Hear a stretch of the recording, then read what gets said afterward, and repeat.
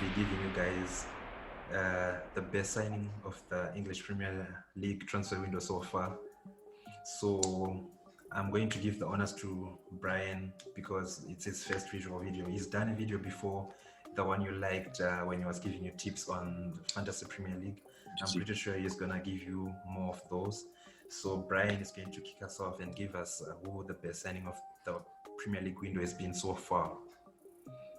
Brian. So yeah, first of all, how's everyone doing? I hope you guys are good. Personally, my best signing comes from a club that I don't like. It's Chelsea. Chelsea has the best signing for me. Both financially and capability-wise, for me they have the best signing. It's Timo Werner. That's for me. That's the best signing because they got a bargain for him. We can't dispute that.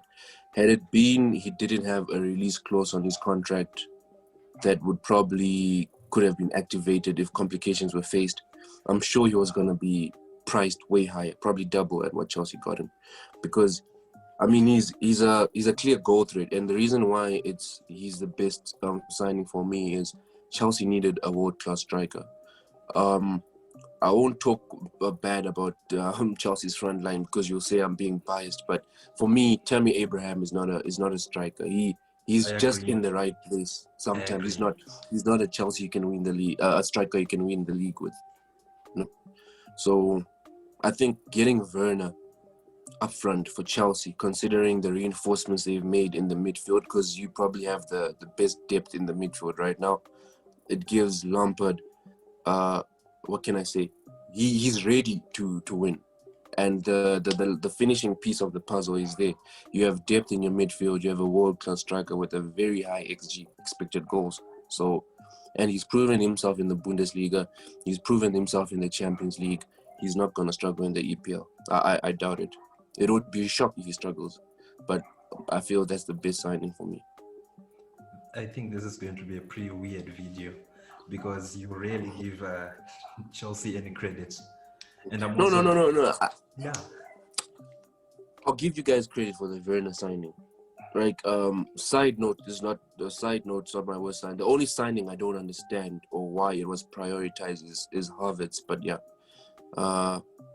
Werner, that's the best signing we've had in the EPL. No one can dispute that. Well, I'm going to dispute that. I'm going to dispute it because okay. I'm also going to give credit to a club I'll openly say that I hate. I hate Manchester United, but Donny van de Beek for me is the best signing of the Premier League window. Just looking at his talents as an individual. Yeah. Last season he had about 8 goals, 12 assists in the Eredivisie. Of course, a smaller league, I accept that. But even when we watched him in the Champions League, because that team did well in the Champions League, he looked like he could hang with the big boys, and he's got that Frank Lampard vibe. So it's like Manchester United now have 2 midfielders in the mode of a Frank Lampard. Just imagine a team that has got 2 Frank Lampards, Bruno Fernandes scoring from the right, Donny van de Beek scoring from the left, maybe a 4-3-3. I don't know. Of course, you guys like Pogba so much, so maybe you're going to bench Van de Beek, but just imagine a 4-3-3 with Fernandes and Van de Beek and the holding midfielder who's just going to defend. That's going to be a problem for teams. Maybe it's a formation you can use when you play the smaller teams. I don't know what you think about that, but I think Donny van de Beek is outright the best signing in terms of just talent alone. Maybe his physicality and playing at a lower level might be a question when it comes to the Premier League. I'm with the Van de Beek signing. I feel like it's a good signing at the wrong time. It's a good signing at the wrong time for me. Yeah. I really think it was good business considering United, we always be buying players. We rarely buy players for that amount with the amount of talent they are bringing.